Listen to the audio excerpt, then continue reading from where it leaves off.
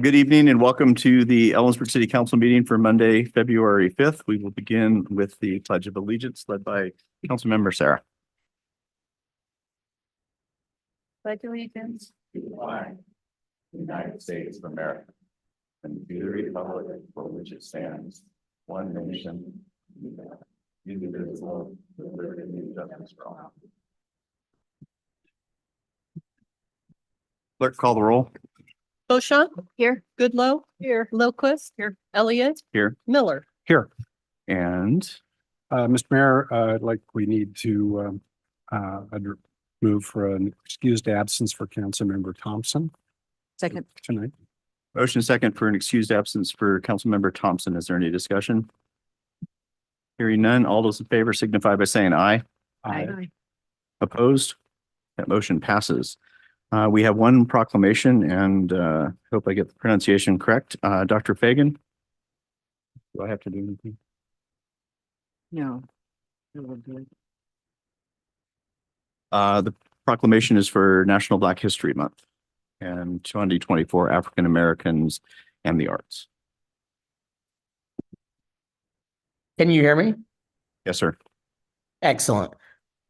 And it reads National Black History Month 2024, African Americans and the Arts. Whereas the roots of National Black History date to 1865 as the beginning of an annual celebration of emancipation, and Harvard historian Carter G. Woodson, the father of Black history, began Negro History Week on February 1st, 1926. And whereas Negro History Week evolved to National Black Afro-American History Month through Congress Public Law 99-244 in 1986.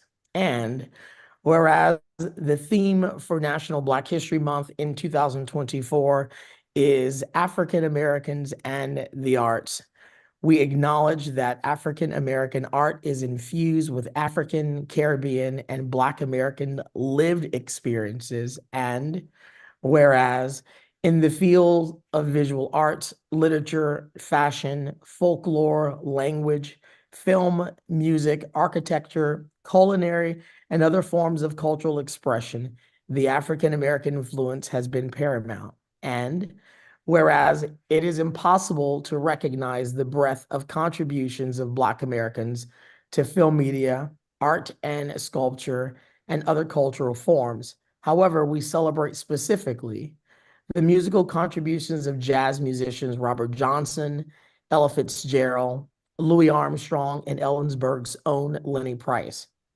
Hip-hop influencers Jimi Hendrix and Lizzo, popular Black singers across many genres such as Stevie Wonder, James Brown, Bob Marley, LL Cool J, Jay-Z, and Michael Jackson. The literature and poetry contributions of Amanda Gorman and Octavia Butler, Langston Hughes, Maya Angelou, and Bell Hooks.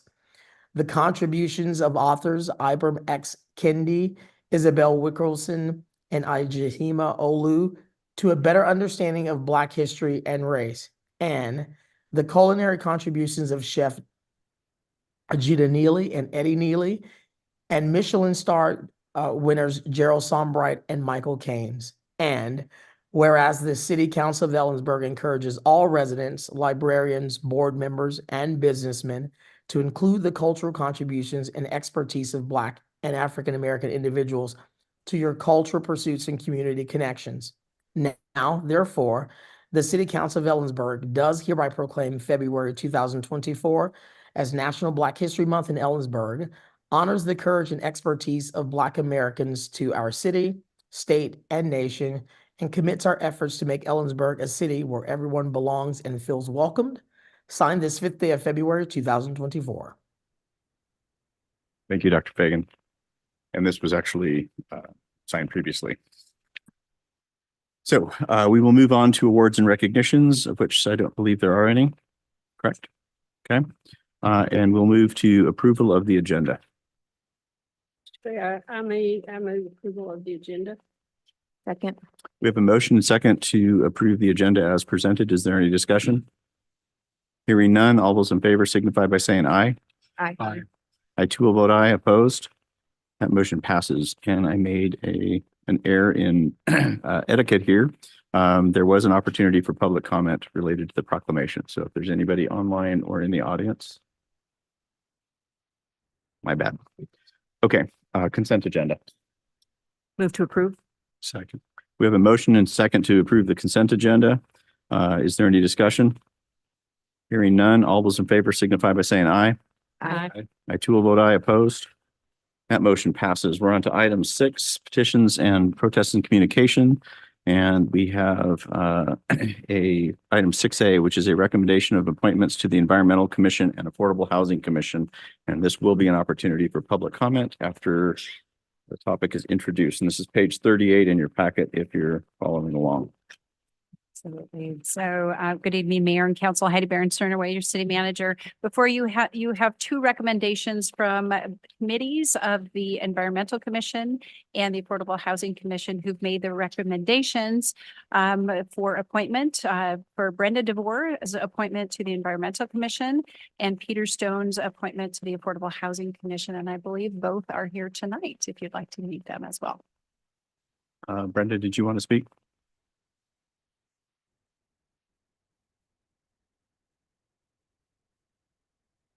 Greetings, Mr. Mayor and council members. My name is Brenda DeVore. I'm a resident here in Ellensburg for 2 years, and I'm looking forward to serving on the Environmental Commission for a number of reasons.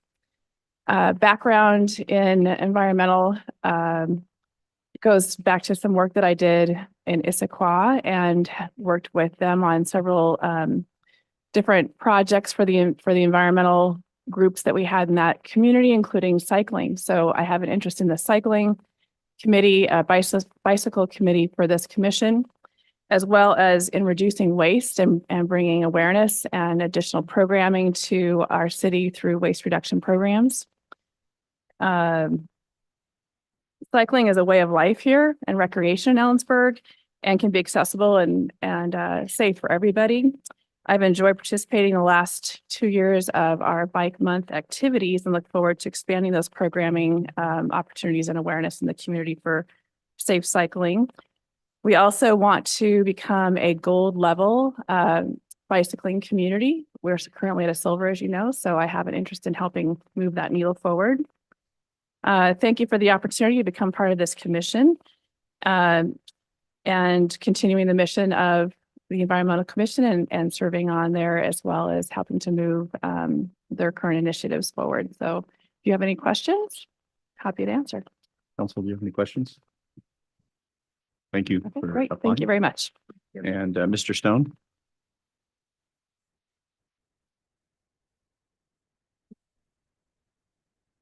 Hello, good evening. I do not have any prepared notes for me, sorry.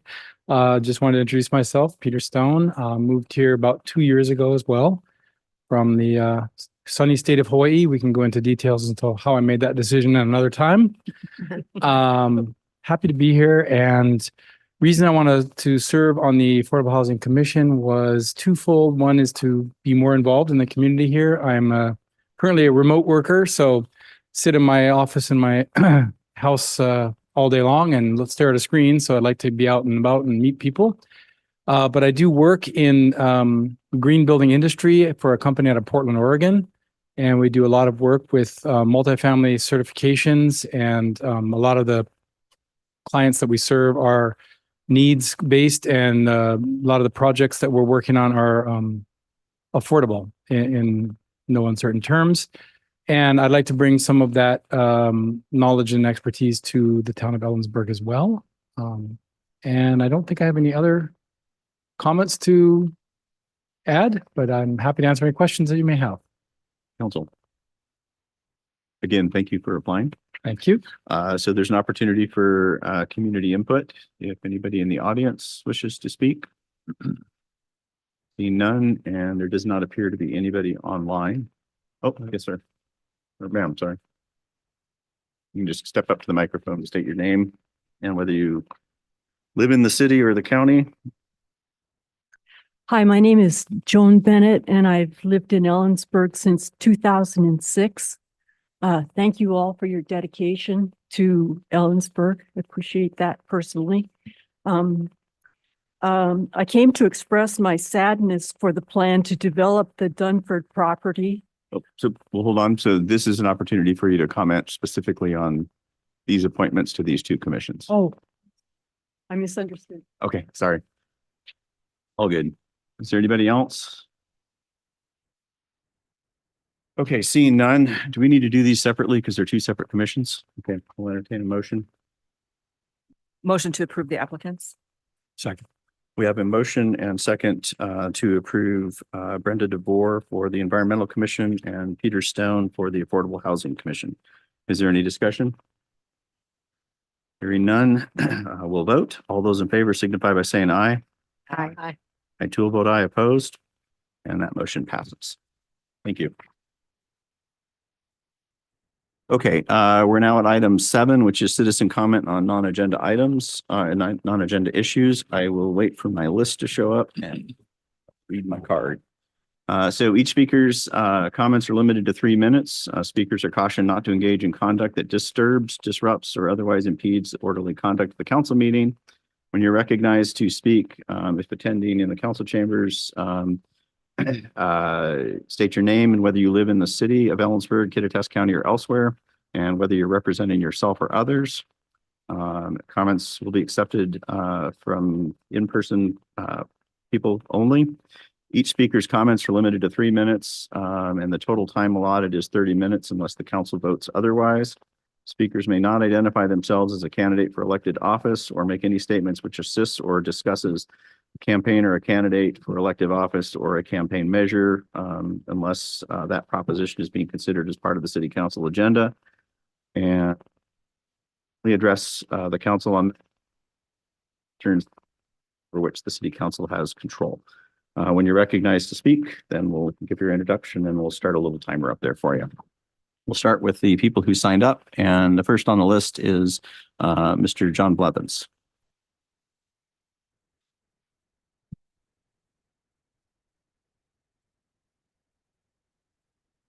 I'd like to thank the board for allowing me the time and opportunity to speak about my proposal. I was born and raised in Brooklyn, New York, a historical area known as Cobble Hill. When it came time to raise a family, we moved to another historical area on Long Island known as Mastic Beach. Brooklyn and Ellensburg have, believe it or not, something in common. You have alleyways. The only difference is in Brooklyn, our alleyways had names. Here in Ellensburg, all the alleyways are nameless.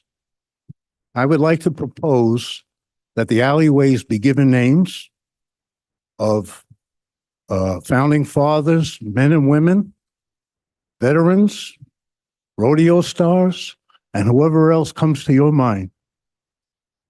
I believe that naming the alleyways will instill a greater pride in the community, will encourage alleyway beautification.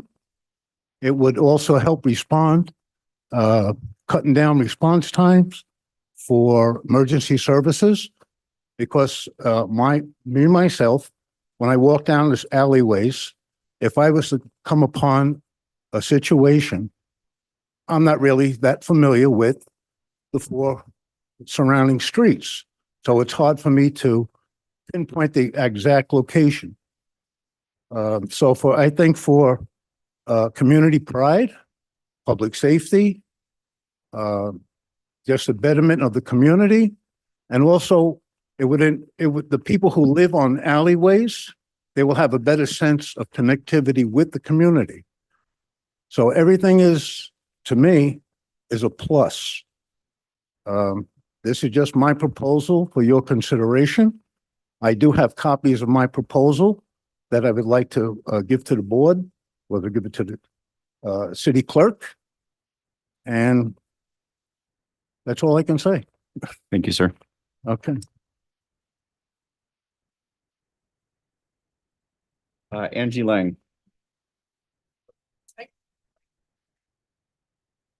Oh, yeah. Should I wait? Is it Mr. Stein? I can go, I can wait. Oh, Wait for just a second. I hadn't missed it. Oh, sorry. Thank you. Thank you. All right. Hello, I'm Angela Lang. I'm a resident of Ellensburg. I think these facts should be considered. Number one, the Reed family deeds to the county for the Reed Park and also the hillside lots to be used for the Kittitas County Fairgrounds in 1923. Number two, the city code pertaining to Reed Park, the county and city responsibilities. Number three, the interlocal agreement between the county and city based on the 1933 deed that is signed every year. Number four, the National Register of Historic Places as the Kittitas County Fair and Rodeo Grounds is listed.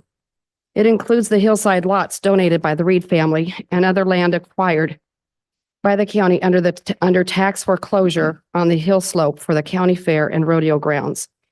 On June 14th, 1923, the town's businesses and banks shut down and construction started. One of the first actions completed was the construction of the 1/4 mile road down Craig's Hill along with the building of the bleachers and the hill slope.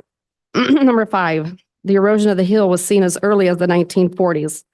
According to the National Register, the bleachers set into the slope of the Craig's Hill at the east end of the rodeo arena remained in place for decades, but have only since been removed owing to the continuing erosion of the hillside. The latest sloughing off of the hill slope was last week. It occurred behind the barns and hit a vehicle. Number six, the results of the 2022 survey are irrelevant when you look at the results of the October 2023 online survey, which asked the direct question as to whether there should be any changes made to Reed Park.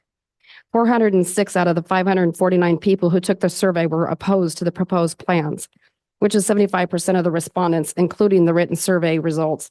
It's 63.5% without the written results. There is an incredible amount of history to be found, including on many illegal documents on how this land is supposed to be used, who is in charge of the lands, and what is not to be done on those lands.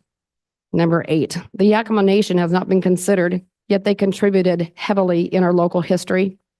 Our rodeo is the only one in the United States that can boast such a tradition as we honor the Yakima Nation during their trek down the 1/4 mile road of the hillside at the beginning of each day of the rodeo. I'm going to kind of skip forward. Because of the facts given, there should be an immediate withdrawal by the Park and Recs Commission of all the Reed Park master plans. I ask the city council to consider not voting on any plan as it is not in the best interests of our town, local businesses and residents. Thank you. Thank you.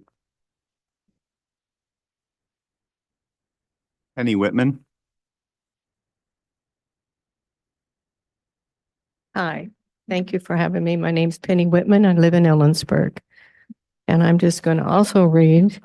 So many of us have been coming to express our concerns for several months.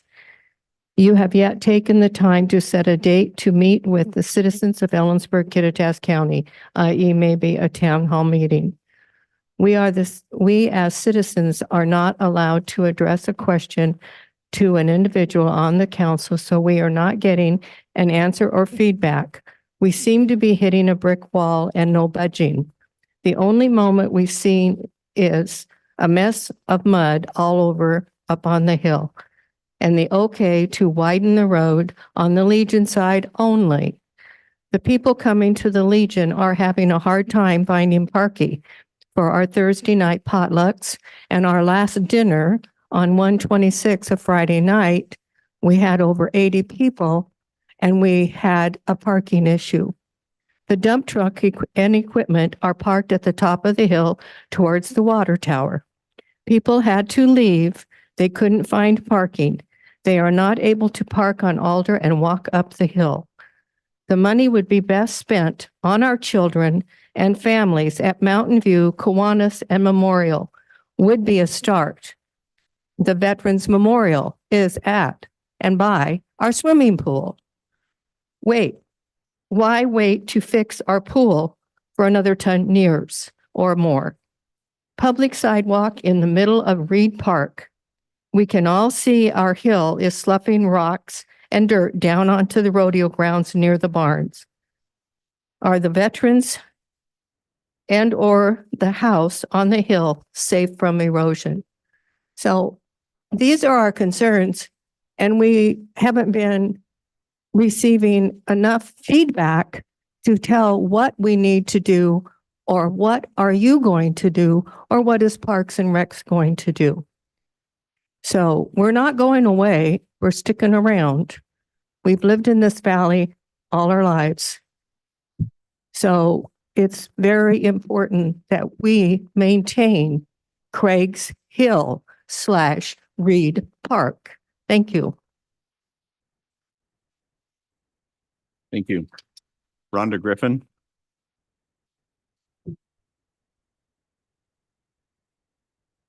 My name is Rhonda Griffin and I live in the county. And I wonder if the Ellensburg citizens are okay with joining the cities that tore down historical statues, thinking they can change history. History is what it is. Swaying from the documents that dictate a deed is the wrong way to make changes, as was the tearing down of statues.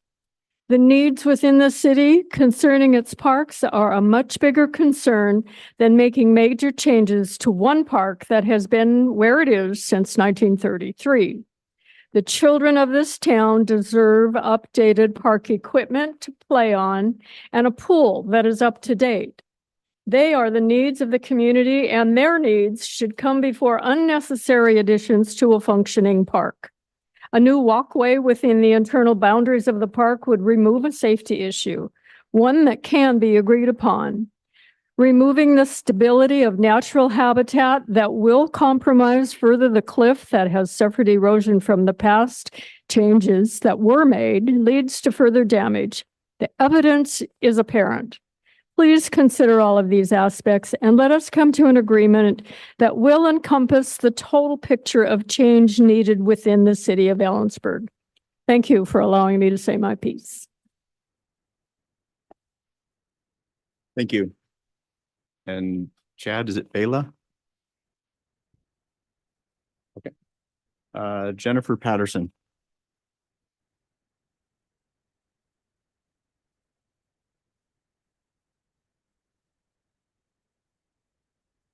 Good evening, board. My name is Jennifer Pattison from Kittitas County. I've been coming here for 5 or 6 months now. If you would have asked me then if I would have thought this was still going to be as big of an issue that has not been addressed, I certainly would never have guessed so. I'm here about we haven't heard much changes to your original proposals. Actually, I haven't heard anything other than a little bit of the revision, and I have been watching this. We would ask you to please consider to use your 1.6 or $2 million for other park projects, such as the pool, for more energy efficient equipment to go along with your agenda items that are farther down here in regards to the Energy Conservation Commission that Washington State is pushing on you. It would be a win-win since the pool gets needed updates, probably the boiler for the heating that is gas that you could convert over, and then you would have energy savings as well. So the kids would get, not only the kids, the entire community could have a much needed and updated pool that doesn't have to get shut down. Apparently that happened due to old equipment. So you'd be upgrading to newer equipment. So that would be a win-win. And I don't disagree. I think a walkway through the middle of the park is a great item, but or a great asset, but I don't think we need to go around the edge and tear out existing shrubbery. Thank you. Joan Bennett.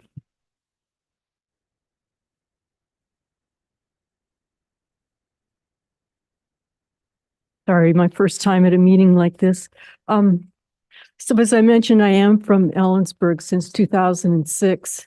And thank you again, for your patience and your care for Ellensburg. So the plans to develop the Dunford property at the base of the Swat Creek. Ms. Bennett, so to fit in for us for you to comment, it has to be something that we have control over. Oh. And we don't have any control over a development that's occurring well outside the city limits and in the county.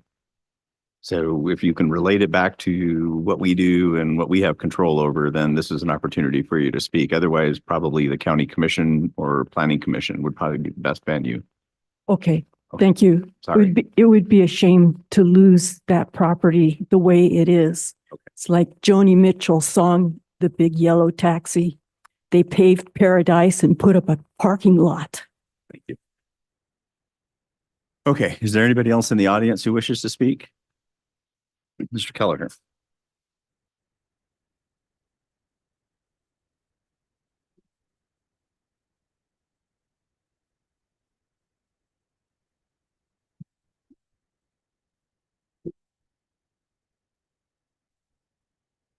Pat Kelleher, I live in the county. Speaking on Unity Park, speaking for myself. Unity Park will cost over $3 million. The consultant for Unity Park is Walker Macy, who will earn over $400,000 for the project. Walker Macy has done projects such as the Columbia Gorge Discovery Center and Museum, Hood River, West Side area in the Amazon headquarters, Block 35. Walker Macy states on their website, Walker Macy's team of landscape architects and planners is diverse and interdisciplinary. We work collaboratively and are committed to thoughtful designs that are the result of conversation, design, study, in our interest in tackling challenges together. Early in the process, Walker Macy wanted our feedback and held a public event where possible design features could be selected, including an option were public restrooms with a photo of a Portland loo. In June 2022, Walker Macy unveiled the Unity Park concept design, which included a new building with restrooms and office. Starting this month, Walker Macy will begin the complete demolition of Rotary Plaza. And like a twin phoenix, will rise 2 8x8 heated emergency homeless shelters to celebrate our downtown. Thank you, Walker Macy. Thank you. Is there anybody else in the audience? Seeing none, is there anybody online? Who says no? Nope, I see nobody. Okay, so we're going to move on to business requiring public hearings. There is none, so we'll move to introduction and adoption of ordinance and resolutions. This is item 9A, page 45, and this is second reading of ordinance 4936, support of an emergency housing facility code amendments. And there will be an opportunity for public comment.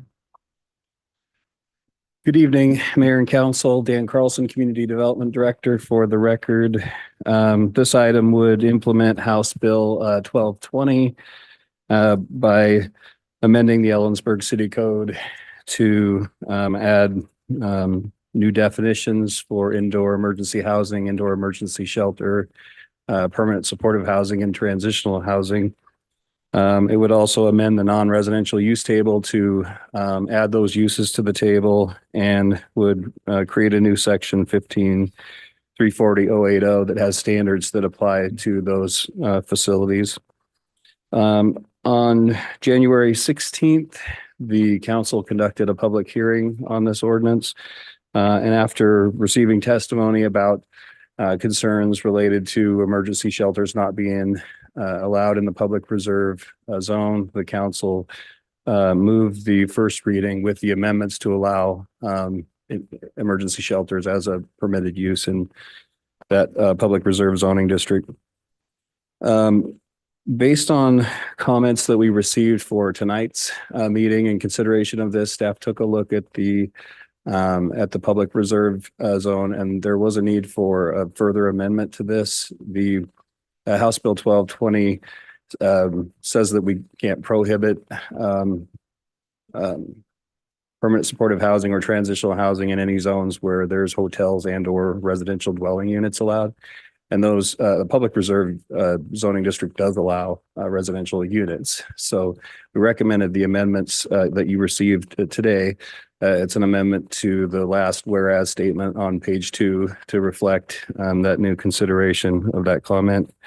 And then amendment to the land use table on pages 10 and 11 that would make permanent supportive housing and transitional housing permitted outright in the public reserve zoning district. So with that, staff recommends second reading of ordinance 4936, subject to the amendments presented today. So, Mr. Mayor, I would suggest that if there's a motion for second reading, it be followed by, and a second for that, then be followed by a motion to amend per the staff recommendation in the version that's left on the dais. Okay. We'll do so after public comment. Is there any questions of staff? I just would, just a clarification on the addition of the permanent supportive housing under the PR. So the provision under the House bill does not include the indoor emergency housing? Is that, because that hasn't been added, is that right? Right. It didn't, what the bill says about indoor emergency housing and indoor emergency shelters is that we can't prohibit it in any zone where hotels are allowed. And so those are the zoning, the zones in the table that have been permitted outright. And we added some additional zones where indoor emergency housing would be a conditional use permit, and thinking that that is adequate to accommodate the need in the city, as well as considering the purpose of the PR zone. We're not recommending that change for the indoor emergency housing. Thank you. So what is the downside of allowing indoor emergency housing in the PR zone? I think it was just that we had gone kind of beyond what the bill had stated in terms of accommodating indoor emergency housing, and then just that zoning district is, you know, is intended for parks and schools and government facilities, and so we made the recommendations that we need to here, but didn't recommend it in that zoning district. I mean, just because the state doesn't require us to do it, doesn't mean it's not a good idea for Ellensburg to allow it in PR zones. And I'm just trying to think. The indoor emergency housing was sleep shelters kind of thing, or is that It was, the shelters are a separate category. That be under the. There's a definite, there's two, there's indoor emergency housing and then there's indoor emergency shelters. Okay.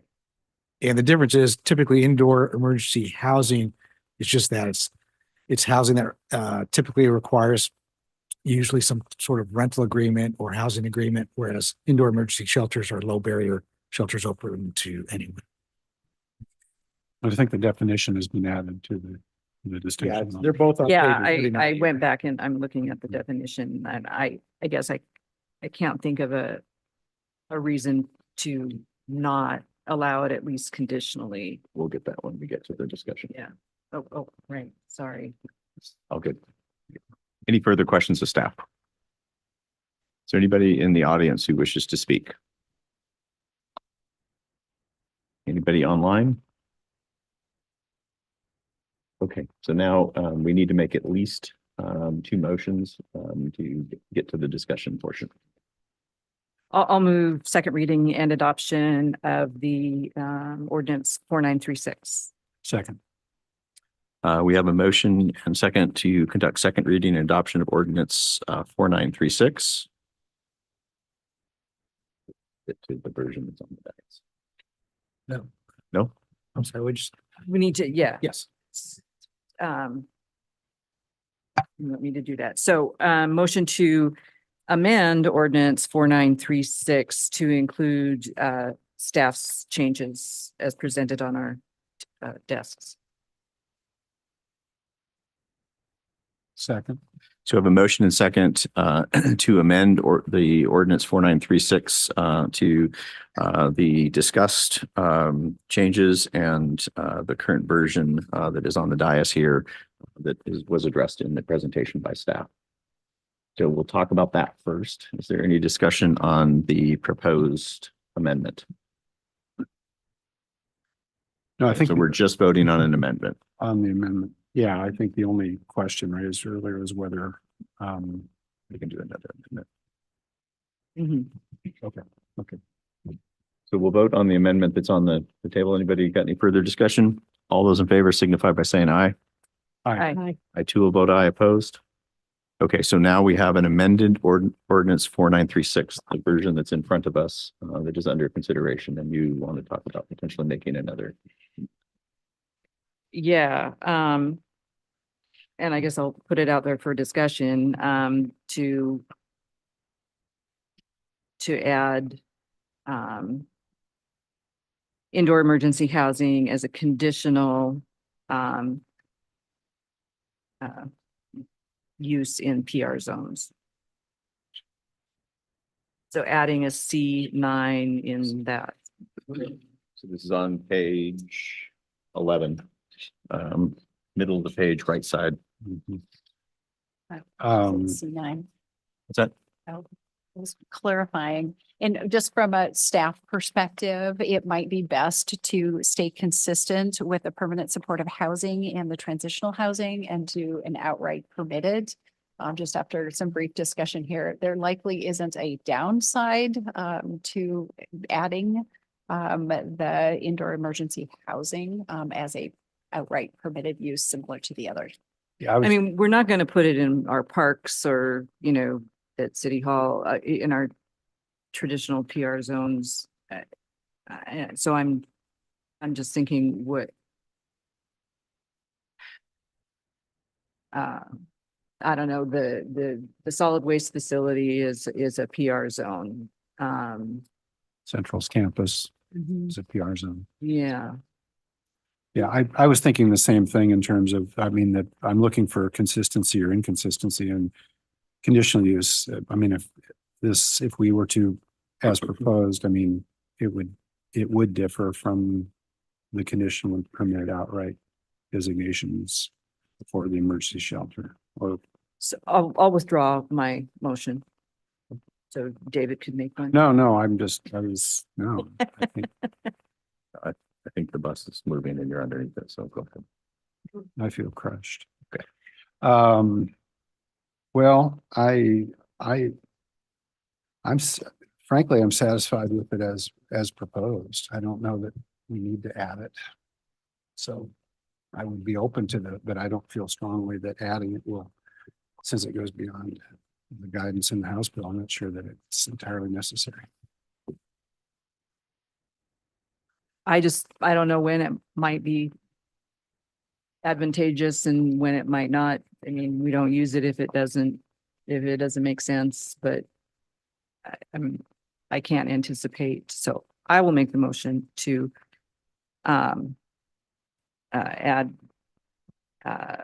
indoor emergency housing as a permitted use in the PR zone. Second. So we have a motion and second to further amend ordinance 4936 to add permitted use for indoor emergency housing in the public reserve, which is I think best represented on page 11 in the packet. Is that with the same footnote 9 as the? With the footnote 9, yes. Is there any discussion on the amendment? Okay, hearing none. All those in favor of the amendment for public reserve indoor emergency housing signify by saying aye. Aye. I too will vote aye. Opposed? That motion passes. Is there any further discussion on the amended ordinance 4936? Will the clerk call the roll? Mayor, did you want to do public comment on this as well? Oh, I thought we did. Did we? Okay, sorry, I missed that. Oh. Does anybody have any further comment? Okay. Ready? Yes. Okay. Beauchamp, Yes. Goodlow? Yes. Lowquist? Yes. Miller? Aye. Elliott? Yes. An ordinance of the City Council of the City of Ellensburg, Washington relating to zoning and the regulation of supportive housing facilities, amending sections 15.130.90, 15.130.160, 15.130.200, and 15.310.40, and adding a new section 15.340.80, standards for permanent supportive housing and transitional housing, emergency housing, and emergency shelter facilities to the Ellensburg City Code. Yeah, take a breath in the middle of that sometime. Okay, item 9B is ordinance 4937. This is page 73 in the packet. This is telecommunications franchise agreement with Consolidated Communications of Washington. And this is being proposed as an adoption in a single reading. There will be an opportunity for public comment. Thank you, Mr. Mayor. Terry Weiner, City Attorney. Back in 1999, council approved an ordinance that enacted a franchise agreement with the old Ellensburg Telephone Company. That franchise agreement was for 25 years and actually expires this month. In the interim 25 years, there's been a couple of changes to what was originally the Ellensburg Telephone Company. The first was that it really became the Fairpoint Communications. They were present for several years, and then that was transferred eventually to Consolidated Communications. And Consolidated Communications is now known as Consolidated Communications of Washington Company. And they are in the process of a multifaceted transaction of has different layers, but in essence, Consolidated Communications of Washington Company will remain with this ordinance as the provider of telecommunication services in Ellensburg. The new 25-year proposed franchise agreement is almost identical to the original one from 1999. So there haven't been any changes. We have a franchise ordinance that dictates what provisions have to go in our telecommunication franchises. And this meets all of those requirements. So there's really no change in terms of what's required from Consolidated Communications moving forward with a new ordinance. And the reason that this had been proposed for a single reading is because of this transaction involving Consolidated Communications of Washington Company and some of the it's a subsidiary of Consolidated Communications Company, which is also a subsidiary of another company. So they're in the middle of a transaction which the FCC, I think, is waiting to approve, and part of that is dependent on ensuring that this franchise agreement continues, since just coincidentally it was scheduled to be it terminates on its own this month. So it's of some urgency to Consolidated Communications to have the franchise ordinance approved tonight. As part of the procedural requirements for enacting an ordinance in a single reading, Council Rule 9.7 allows council to waive any other rule. And that rule that you would be asked to waive tonight would be Rule 9.3B, which basically says no ordinance shall be adopted in a single meeting. So in other words, you'd be allowing it to be adopted in a single meeting and in a single reading. So there would just be one reading of the ordinance, which would be by roll call. If you have questions about the transactions involved or about Consolidated Communications, they will be the provider after this ordinance is presumably approved. But we have some folks online from Consolidated Communications, including Floyd Chasinski. So if you have any questions about the transaction itself, you can direct them to Consolidated, but otherwise I'm here to answer any questions about the franchise agreement or the process. So let's start with our staff. Is there any questions of staff regarding process or the agreement? No. Hearing none, are there any questions from Consolidated Communication staff? No, thank you for that, for being available. Is there any comments from the public in the audience first? Seeing none, is there anybody online? There's nobody online. I'm not going to take this as apathy. So council, we have potentially two actions to take. The first one is whether we want to waive our own rules.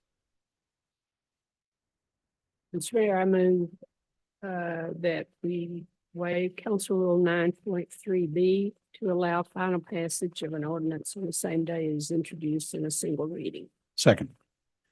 So we have a motion second to waive Council Rule 9.3B, and can I just provide clarification for this vote? Indefinitely. That allows for final passage of an ordinance on the same day and in a single reading. Is there any discussion on that? How come we didn't know sooner? And why wasn't it brought to us before the final hour? Some of the transactions were in process. There was actually a request earlier, or I should say later in 2023. And part of the delay, frankly, was due to my workload and not having brought it forward. I did not know about the urgency of the transaction though until last month. So I don't want to say it's anybody's fault. It's just a kind of a coincidence of timing. Any further discussion? All those in favor of the motion to waive 9.3B for this vote, indicate by saying aye. Aye. I too will vote aye. Opposed? That motion passes. So we have before us the opportunity to do something against the rules. So I'll be daring, Mr. Mayor. So if it's appropriate. Oh, sorry. I would move what I will call single reading and adoption of ordinance 4937. Second. we have a motion second to conduct a single reading and adoption of ordinance 4937 as proposed. Is there any discussion? I've been told not to bang my pen anymore. So that's my discussion. I've been warned, it makes a lot of noise in the microphones. So is there any discussion on the motion? Hearing none, will the clerk call the roll? Beauchamp, Yes. Goodloe, Yes. Lowquist, Yes. Miller, Aye. Elliott. Yes. An ordinance of the city of Ellensburg, Washington, granting a non-exclusive telecommunications franchise to Consolidated Communications of Washington Company LLC. That was quicker. That was. I like Okay, that. we'll move past item 10 because there is none, and we move to item 11, which is new business. 11A is a notice of intent to commence annexation proceedings for some parcels on West Dollar Way. And there will be an opportunity for public comment.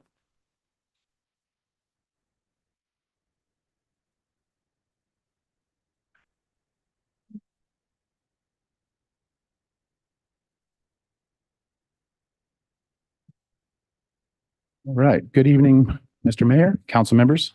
Jeremy Johnston, Community Development Planning Manager for the record. Before you this evening is a notice of intent to annex received from Jeff and Valerie Galloway on December 21st, 2023, initially to annex parcel 166133. Following conversations with city staff, 7 additional parcels were added via an amended notice of intent to annex application submitted on January 24th of 2024. The full list of parcels are noted in your staff report. The applicant owns all of the parcels involved, either privately or through their incorporation, Callaway Trading Incorporated. Therefore, the owner signatures account for 100% of the total assessed property value. The applicant has requested light industrial zoning for the parcels proposed in this annexation. The light industrial zone is consistent with the comprehensive plan future land use map and staff recommendations.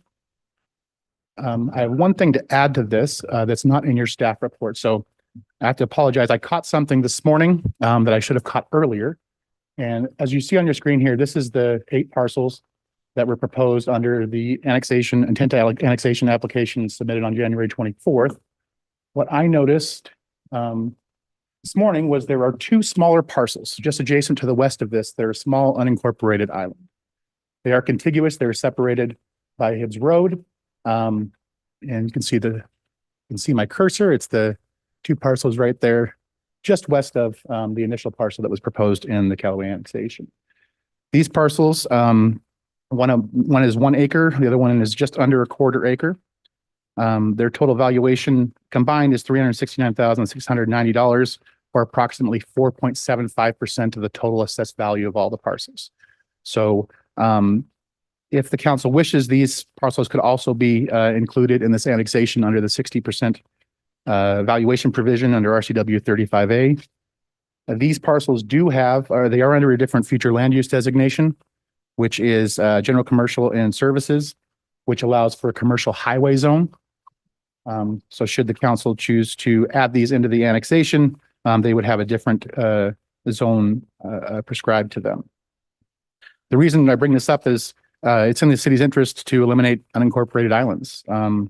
It works to increase continuity of development standards throughout the city. If we were not to include these in this proposal, it's hard to tell when these parcels could potentially be annexed into the city in the future. So what I've provided here is an amended, what I'm calling the annexation expanded boundary map, which would include those two parcels for your reference, should council choose to allow this project or this annexation to move forward. So what staff is requesting is to set the annexation area as shown in either the expanded map or the original map, this one here, at the council's pleasure, and also to direct simultaneously adoption of zoning as provided in the agenda report and then as amended for the commercial highway or commercial services and retail future land use designation for those two additional parcels. And also to determine whether the city shall require the assumption of all or any portion of existing city or town indebtedness by the area to be annexed. I understand this was a bit of a curveball, so I'm happy to answer any questions you have.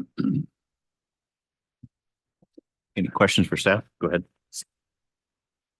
The purple is Yakima Nation land, right? It is, sorry, yeah, the stuff outlined in blue is what we're talking about here. The purple is just, I have the zoning layer on it, shows up very brightly. Oh, okay. So it's just the parcels outlined in blue. Just to the west of the original. Yeah, the two smaller parcels are just the rest of the original okay. ones that look very contiguous there. Do you know the ownership of those? I do. One is owned by Kristen Gibson, the other Tom Luft. In anticipation that the council might want to approve this to move forward with consideration of those parcels, I have prepped letters to send to those property owners should the council decide to move forward in that direction. And process-wise, they would have an opportunity to protest. Absolutely. They would be able to attend the planning commission meetings as well as the subsequent city council meetings. Further questions for staff? Could you go back? I'm sorry. Could you go back to the detail on the two additional parcels? You had another graphic. Which one? I'm sorry. The detail that identifies the, yeah, I think This one here? So it's that, the smaller piece and then the bigger piece. Yeah, the rectangular bigger shape. piece leads into the other parcel. Jeremy, maybe blow Everything that up. in the white color. Sorry. Jeremy, can you blow that up a little bit? Yeah. Oh, it's fine. I just want to make sure I was looking at the Which way's north? I'm confused. straight up. Straight up. Okay. North's always in front of you. So that parcel is just north of Love Trailers. Okay. And we have several of these unincorporated islands throughout the city and they seem to be adding up. So it seemed appropriate to bring it before you for consideration. Okay. Any further questions? Yeah, well, sorry. So in white, can't read the number B, the big piece that's just across Dollarway Road. Or across Pot Road is that in unincorporated also? Yeah, so all these, and it's hard, I zoomed in there so you guys could see those, but basically, let me just switch over real quick. Yeah, so the two small blue parcels are right here and then everything adjacent to it separated by Hibbs Road. Following my cursor there is all from the original application. So everything east of the two parcels and south is part of the proposed annexation. Correct, yes. 8 parcels. Yeah. Yeah. I'm sorry, what was the zoning on those two parcels? The future land use designation is, let me get this right, general commercial and services, which allows for exclusively commercial highway zoning. The proposed zoning that we're anticipating for the 8 parcels. Light industrial, which is consistent with the comprehensive plan future land use designation as well. Any further questions? Is there any comment from the audience? Sir.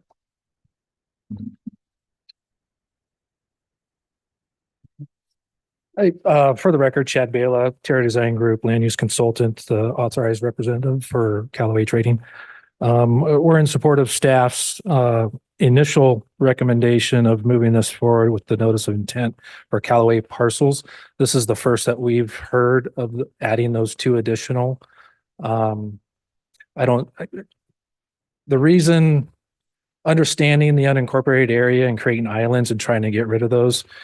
Callaway's also had the utility extension agreement, which also had the ability to require all those parcels, and we agreed to that. I'm not sure if those two other parcels to the west have a utility extension agreement. And I guess my position is we support ours moving forward with light industrial. We wouldn't want to slow it down if we don't have the adjacent landowners' approval or signatures of applications and, inadvertently affect our process. I would think it would be beneficial to contact those landowners and get them on board. That's all. Any Thank you. questions? Anybody else in the audience? Seeing none, do I have anybody online? Okay, so we have a series of. Mr. Mayor, could Go I ahead. follow up with staff on the Yes. comment page in terms of you had mentioned that anticipation of drafting letters to the landowners, the two parcel owners. Any thoughts about the work on the utility extension agreement? Is that part of the? I did. So again, I discovered this morning. So I I mean, haven't. in terms of the letters that we've drafted, is it your intent to say that the expectation is that they would be party to a utility extension agreement?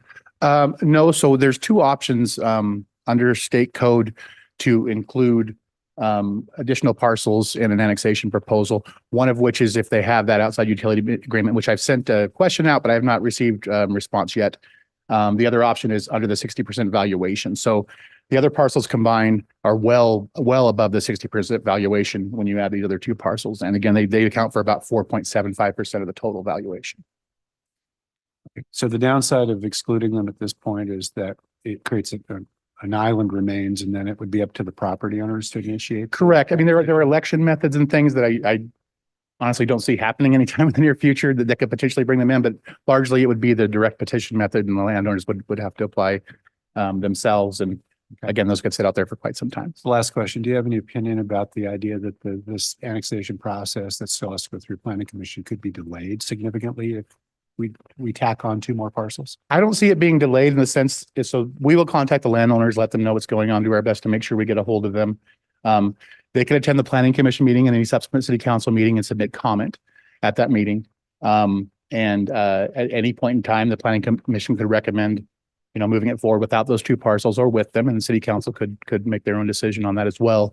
So the only additional time it might add is 3-minute comment periods for each one of those city council in terms of processing. Okay, so sorry, if as part of that communication, the expectation is that those two parcel owners would be expected to execute an agreement and they declined, they could be cut off. I mean, we could, at any point, they could be removed from the action. Can I?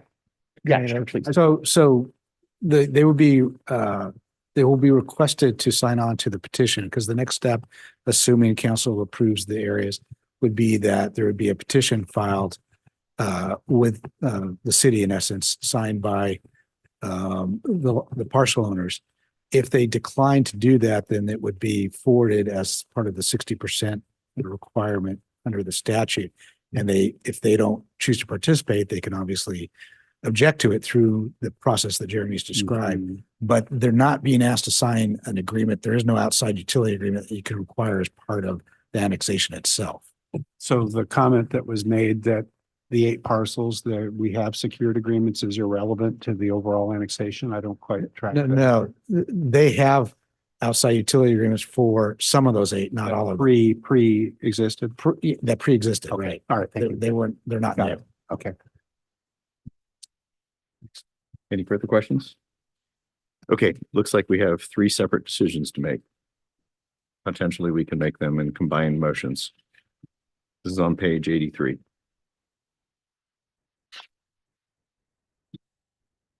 Well, I'll move to set the annexation area as shown, plus the 2 small parcels. With the expanded annexation area. Expanded annexation area. Second. So we have a motion and a second to set the annexation area to that which is represented in the expanded annexation area boundary map. Is there any discussion? Just, I think it's an opportunity to potentially bring them in, remove an island, and potentially, hopefully, they will be willing participants. But if not, we have the option of taking them out at a later date or bringing them into the city against their will. I don't see how it could delay the Callaway annexation because it's going to be all the same process in terms of timing. Any further discussion? So just a clarification. So the motion is to set, did I understand correctly, to set the annexation area? That's that. Yeah. The expanded. So my question is, did we need to also identify the first action as a separate? Is that something we have to come back to? Or have we already essentially done that? Consider the notice. The notice I of think intent. we have considered it. So We're considering it. we are considering it. So, okay, thank you. So all those in favor signify by saying aye. Aye. I too will vote aye opposed. So that takes care of that. So we have zoning and then some debt to potentially deal with. The motion making. I guess so. You defaulted to me. So I'll direct the simultaneous adoption of the zoning of the Callaway lands as IL and the 2 additional parcels as commercial highway. Second. So a motion second during this annexation process to consider simultaneous adoption of zoning with IL zoning for the Callaway properties and you said commercial highway? Commercial highway. Commercial right? highway for the 2 properties represented to the west. Is there any discussion? Hearing none, all those in favor signify by saying aye. Aye. I too will vote aye opposed. That motion passes. And now we have to determine whether we require assumption of portion of city and town indebtedness. I'll move to require the assumption of all or any portion of existing city or town indebtedness by the area to be annexed. Second. So a motion second to determine or to require the assumption of any or all portion of existing city or town indebtedness by the area to be annexed. Is there any discussion? Because I have a question. Well, I think for the viewers, we might explain what that means. For the mayor, you might want to explain what that means. So that is any citywide debt would be assumed in a proportional amount as with any other debt that's assumed. So the proportionally. outstanding bond issues, Whatever these bonds are properties outstanding. become partially responsible to pay their, Correct. okay. Not singly responsible. They but pay their They taxes pay a just like proportionate everybody share else. like everybody else. Okay. I can move that. They don't get off the hook just because they come in new. Okay. Any further questions or discussion? All those in favor signify by saying aye. Aye. I too will vote aye opposed. That motion passes. And we are moving to item 11B. This is the 2024 Community Development Long Range Planning Work Program. Again, this will be an opportunity for public comment, and this is on page 100 in the packet. Good evening, Mayor and Council. Dan Carlson, Community Development Director for the record. Yeah, this work program is something that we started new in 2023. It's work program to be updated annually through a council action, and it gives an opportunity for the council to see and track the projects that the planning staff is working on. Also a chance to preview new topics before staff and planning commission begin working on those. So the plan, I guess for what staff would be working on this year includes comprehensive plan amendments. This would include the beginning the periodic update to our comprehensive plan, which that update is due June 30th of 2026. So it would include beginning work on that. And some of the early, or I guess the public participation programs, some of those chapters, this would include the new climate resiliency chapter that is required now by state law. So work on that would begin this year, but would go through 2026. We also have the annual docket of comprehensive plan amendments. That's something there are some new timelines, but that were adopted last year. Basically that those amendments have to be applied for by March 31st, and then the docket has to be completed by December 31st. So that's an item on the work program that we would need to complete this year. As far as the land development code amendments, we have the housing action plan amendments to try to remove obstacles and create incentives for creating more housing, more different types of housing and affordable housing. We have an update. We need to make some updates to our official zoning map to include rezones and annexations, plats, boundary line adjustments, those kind of things. So that's something that we'll finish this year. There's Senate Bill 5290, which has some requirements for cities as far as streamlining permitting review timelines, and it affects fees. That's something that goes into effect January 1st of 2025. So that's work that has to be completed this year. We anticipate there will be some citizen initiated code amendments, which is typical. Those will be brought forward with some other code updates that include that are identified by staff.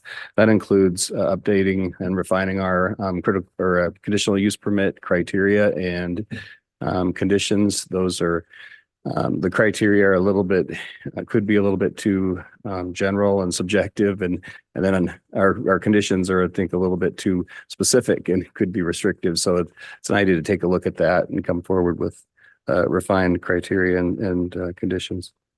So that's it for the code amendments. There are a couple of items for the Landmark and Design Commission. One involves beginning a historic property inventory for the city, and then also updating the historic district nomination documents, and those are about 30 years old, so there's update needed for those.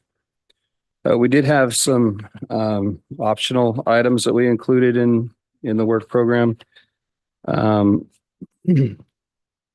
One of them is considering narrower streets. There are studies out there that are showing that narrowing the streets actually provides for more safety for all of the users of the streets, and so this would be one option for staff to work on, is looking at those studies and looking at working with Public Works to possibly talk about modifications to the road standards for that. Something else that staff included is a plan unit development ordinance. It's something that our city doesn't have. I think we had one up until the land development code was adopted in 2014, about that time. And my understanding is that PUD ordinance was maybe a little too overly complicated, or there wasn't enough incentive to use that ordinance.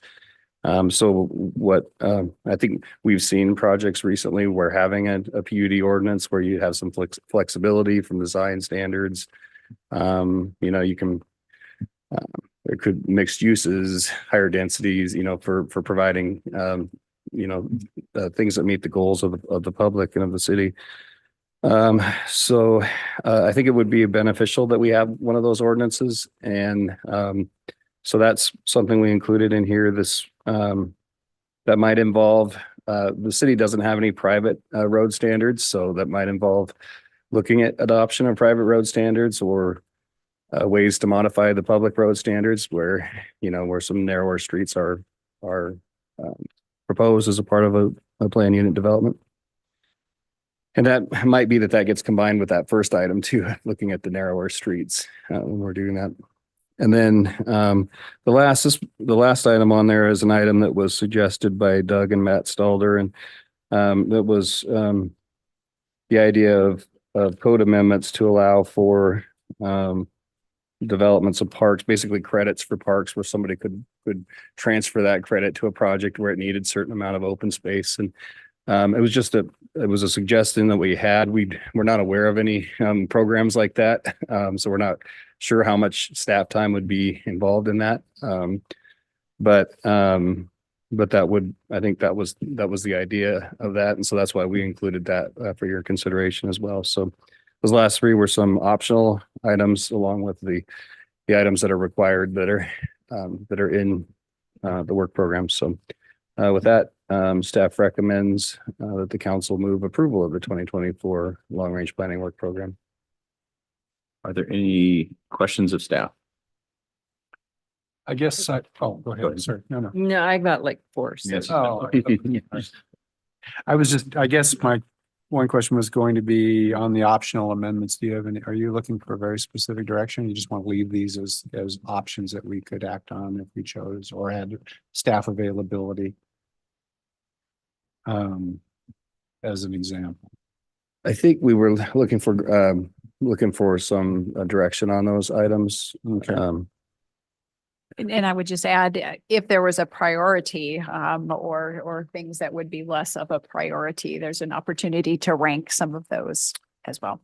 Yeah, I think they're all interesting. I just don't know if we've got the bandwidth to take them on this year. I think the thing I can think of that's most similar to the transferable open space might be a lot of jurisdictions I work with do use wetland banks, off-site wetland banking to get credits. And I know that's a whole regulatory structure with ecology and so on, but are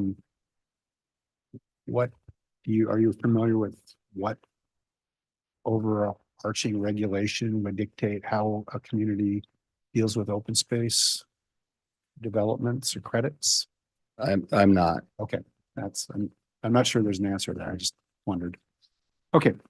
The other thing on the narrower streets, I know when we went through the last development code update, we spent a huge amount of time on streetscapes and narrow streets, and We called them skinny streets. all of them, yeah.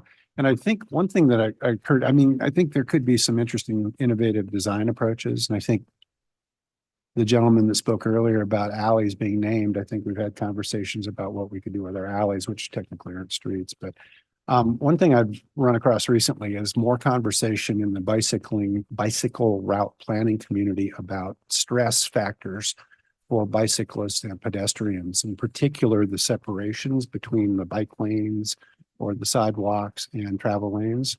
And I think narrowing sounds good, but if we had the ability to reduce the stress levels that we have on existing streets that have bike lanes, I think it gets more complicated. So I'm not sure it's just a one-off. Let's just narrow everything. That's, I guess, my thought. So. Okay, so mine are there are actually more comments than questions. Are you going to limit me to questions? So Didn't limit me, so I guess kind of process things. So everything that's in your work plan eventually comes back to us anyway, right? Right. So if we're attempting to sort of influence where this goes, I think we're probably premature. So we'll let this go through the normal process. Well, let me just tell you what I've got. So on the housing action plan, I guess I would be interested in also looking at manufacturing methods. So what I've been hearing is, you just can't build a standard home for what a normal person can earn, right? So it's the cost of stick-built homes way exceeds what our constituency in Ellensburg is earning. And so looking at alternative manufacturing methods like factory-built homes and just a review in our code. I listened to a podcast about 3D printing homes, right? So, just thinking outside the box, does our code allow that stuff? And just including that in your review is my request. Right. Yeah, I think that can definitely be included in the review. We're looking at not just zoning. I think there's, with our new building codes coming, there are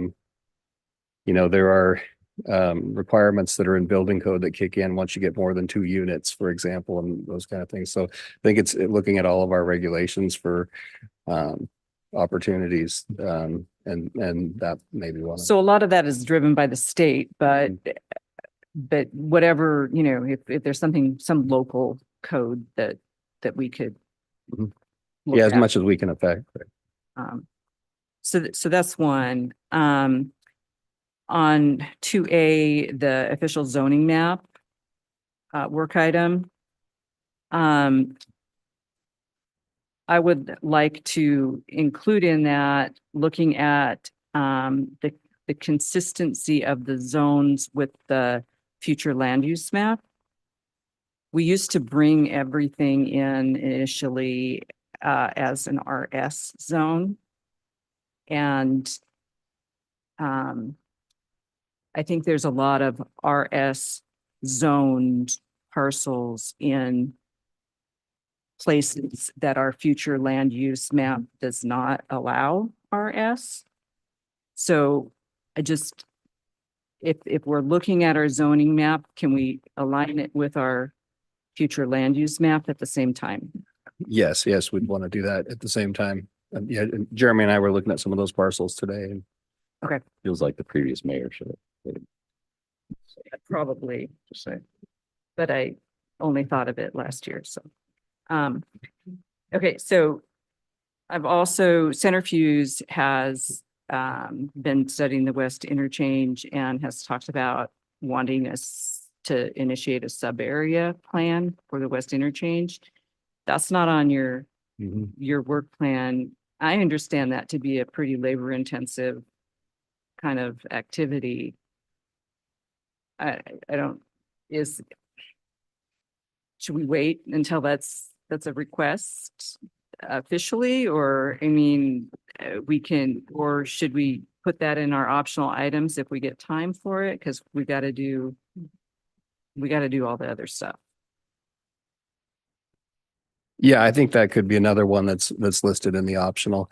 I think all of those optional items that we have on there are ones where we could be working on them this year, but probably wouldn't complete any of them. So I think that would be another good item for that list.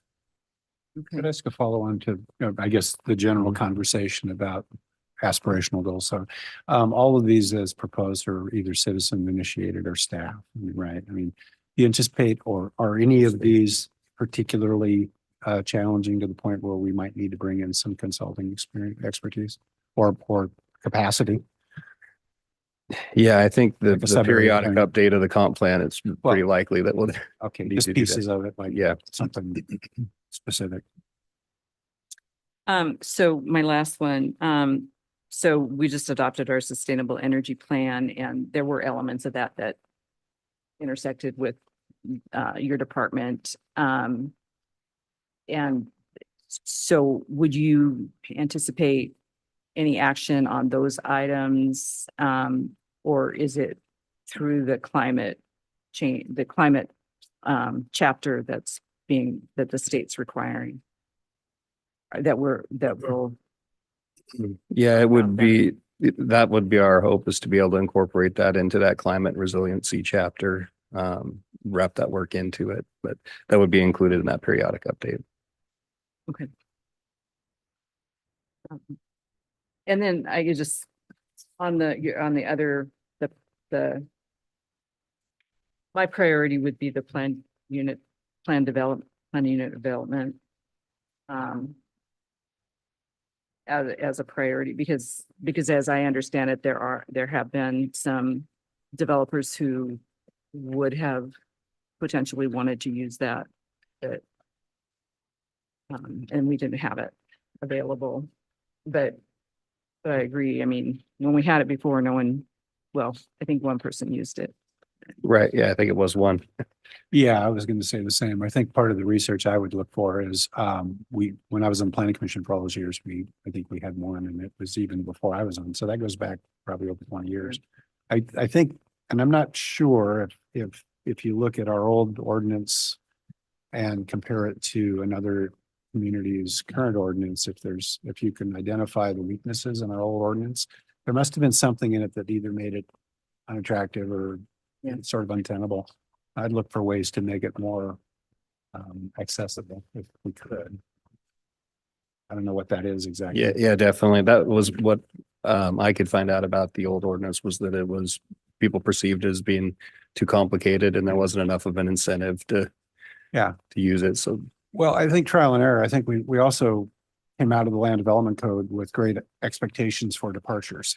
And I think we found that that hasn't exactly worked the way we thought it might. And that doesn't mean it's a bad idea, it just might make some future adjustments. And just on the, I just want to say on the narrow street, so I chaired the committee that looked at the street standards before, and that got melded into the code, and those local street standards were, and we were trying at the time to meet those skinny street goals with the 20-foot, 24 and 30 options. There was resistance to not parking on both sides, and the snowplow issues, and there were all kinds of reasons where 30 was as skinny as we could get for parking on both sides. That's fire department. Anyway, I know so we have done work on that, and I think we did narrow and on the collectors and arterials too, but I like David's idea of, just designing maybe not different rights of way for the streets, but designing them so that you can separate the different kinds of traffic. Just the wider the street, the faster people go and the more dangerous it is. That's just the axiom, right? So anyway, I'm done. Sorry. No, you're good. Anybody else? Thank you. You didn't lock your heels and get close to passing out, did you? Nah, All right. not quite. So we might need a motion to approve the community development long range work program. So moved. Second.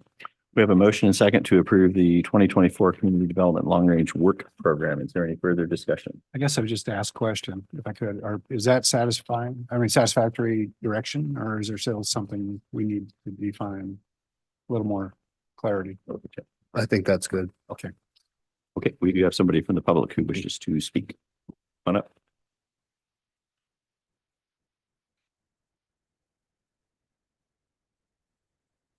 Hi, my name's Joan Bennett, and I live on Tacoma Avenue and near the hospital. And the property I'm living in, there's a sidewalk on my side of the street and no sidewalk on the other.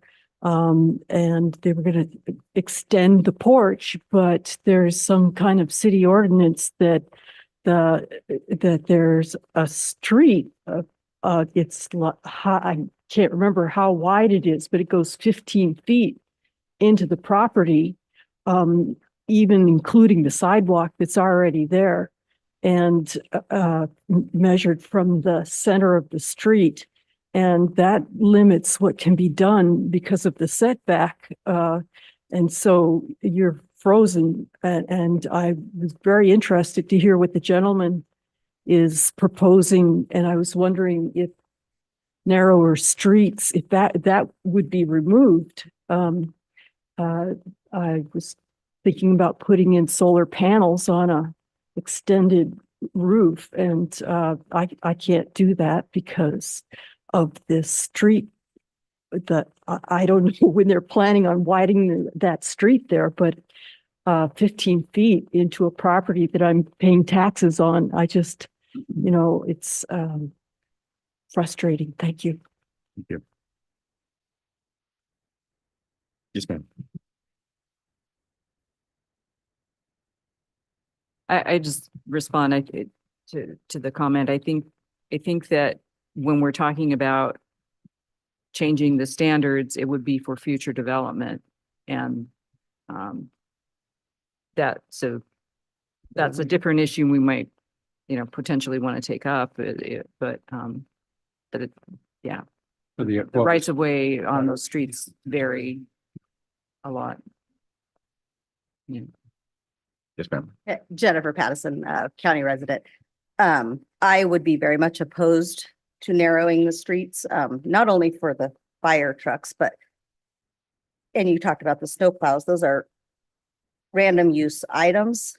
The waste management trucks have a hard time already getting around and coming out of the alleys and stuff. And you start to narrow up the streets and horse trailers. And I understand for the speed, I get that, but that's what we have law enforcement for. So they should be out ticketing. Thank you.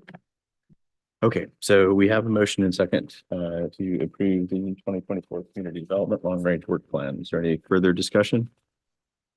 Hearing none, all those in favor signify by saying aye. Aye. Two will vote aye, opposed. That motion passes. And we are to item 12A, Managers Report 105 in the packet. Excellent. Thank you, Mayor. Heidi Barrett Cernaway, your city manager.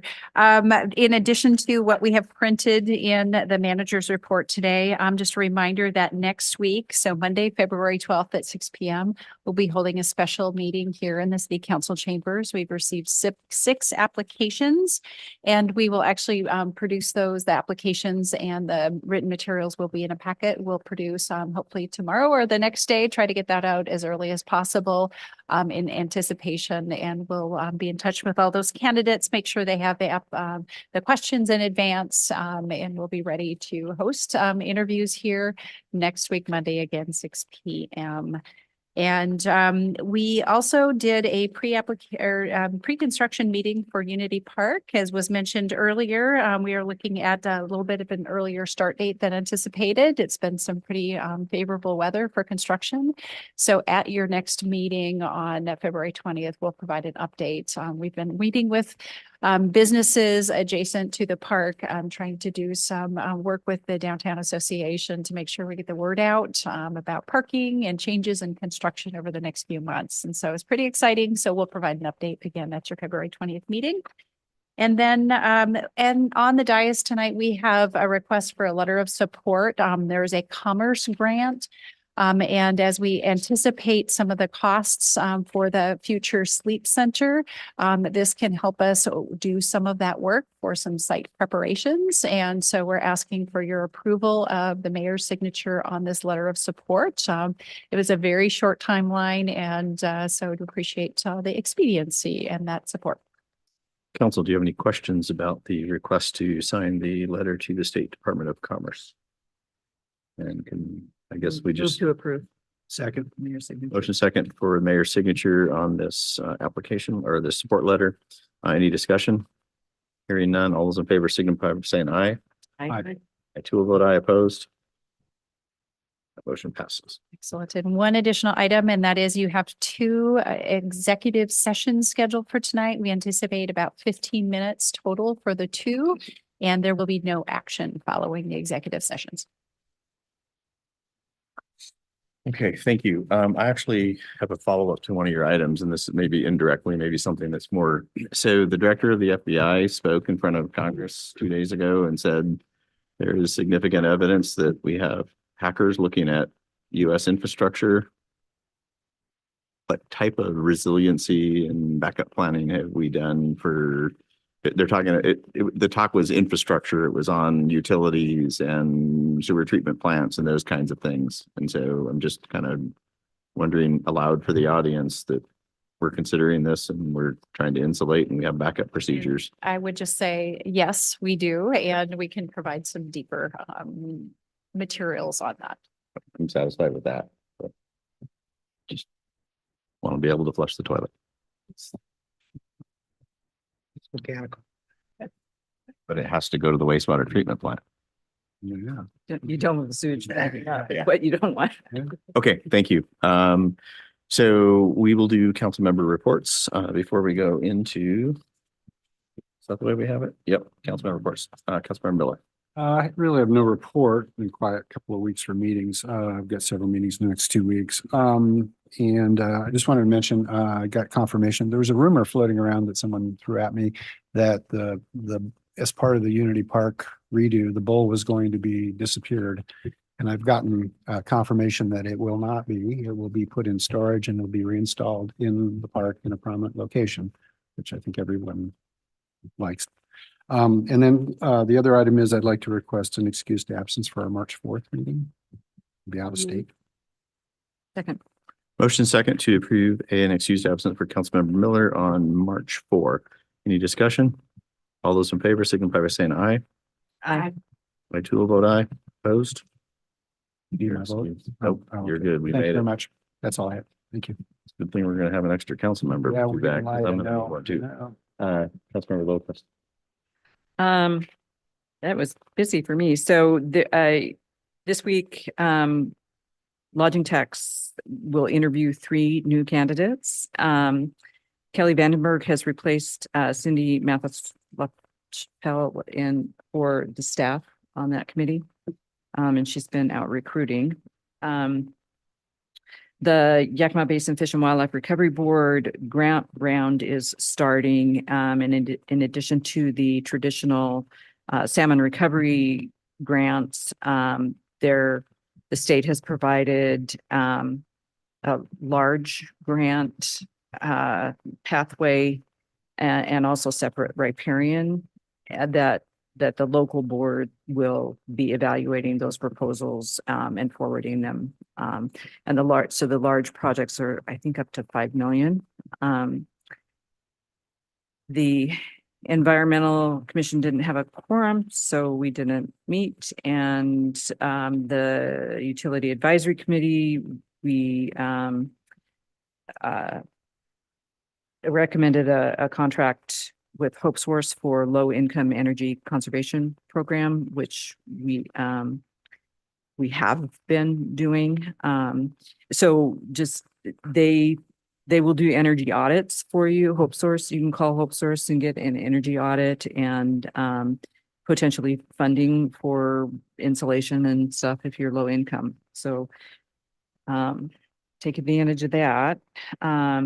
I attended the library birthday, 114 years old, and got a tour of the archives. The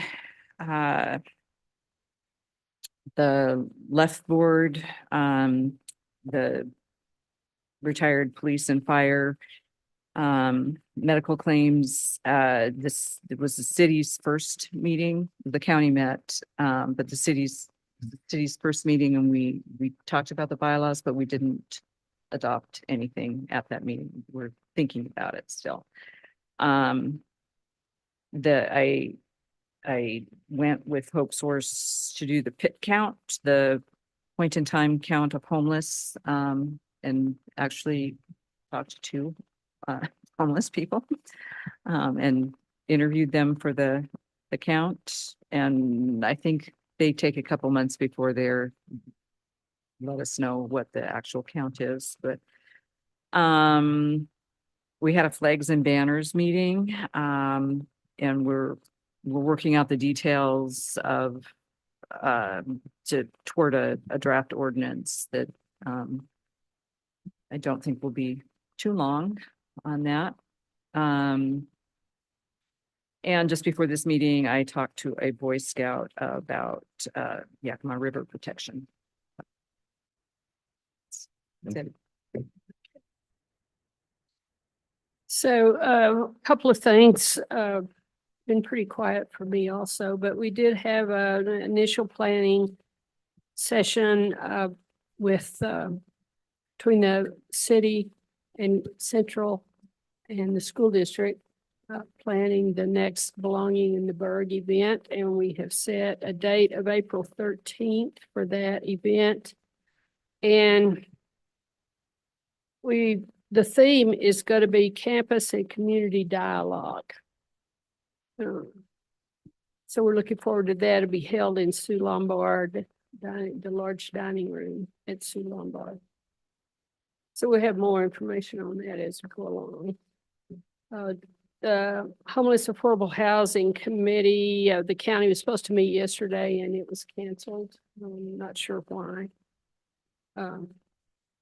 But the DEI Commission did meet, and the plan is to have a document for your review that addresses the concerns about the Zoom bombing response of the, and the response of council, as well as the decision that was made to close public comment to non-agenda items. So that'll be something for discussion.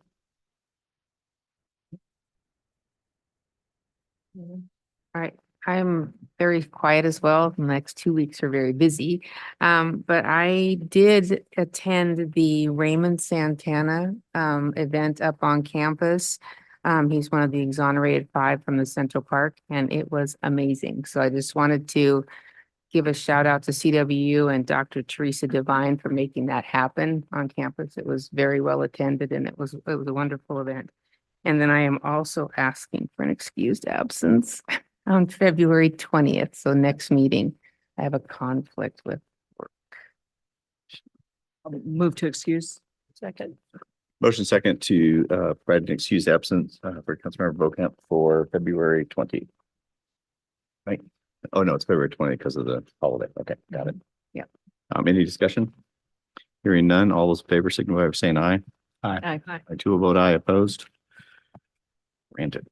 So a couple things. I would like to put on the agenda, and it can be second meeting in March. That would probably be a good one, to have a brief presentation to the council regarding the ballot measure for the 0.2% per sales tax to fund emergency communications. So if we could put that on the agenda. Informational with potential council action. COG and centrifuge are both coming up for future, and you mentioned flags, and I got a little grumpy with some of our staff over the last few weeks. Just a reminder that if you're flying fire department, sorry, if you're flying an American flag and it's reached the point where it's worn, it needs to come down, and there are various locations that will take them. The courthouse is the one that I'm aware of, but just a little bit sensitive to that. So, and then this one might be a little bit controversial, maybe not March 4th, because I'm going to need an excused absence for that as well. But I would like to get an idea when we are likely to see Reed Park, Craig's Hill sort of come back to council for action. Is that, we have a forecast when that likely is going to happen? I would say probably March and as late as April, So we'll say roughly the March 18 meeting. possibly. That target? is, yes. I think one of the challenges with that is it is spring break. Okay. So that may be. So March 18 or April 1. Okay. Provide that feedback for people. And then the last thing is I need to travel for work on the March 4th meeting, and I will likely be in an airplane, so I don't think I can make that meeting. So I need an excused absence. So moved. Second. So motion second to provide me with an excused absence March 4. We will should have a quorum because there'll be 2 down, but there should be 5 people back on the council. Any discussion? All those in favor? Aye. Any opposed? Okay, that motion passes. And we are going to go into executive session with no anticipated action afterwards. A total of 15 minutes. We will announce if we extend. The first is potential site acquisition for real estate lease or purchase. And the second one is legal representation to discuss pending potential litigation. Yeah, we won't start in, we'll start in 3 minutes for the 15.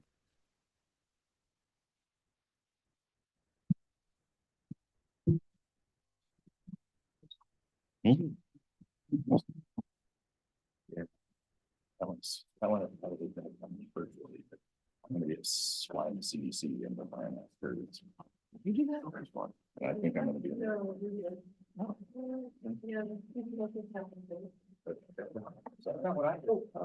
I signed like that back.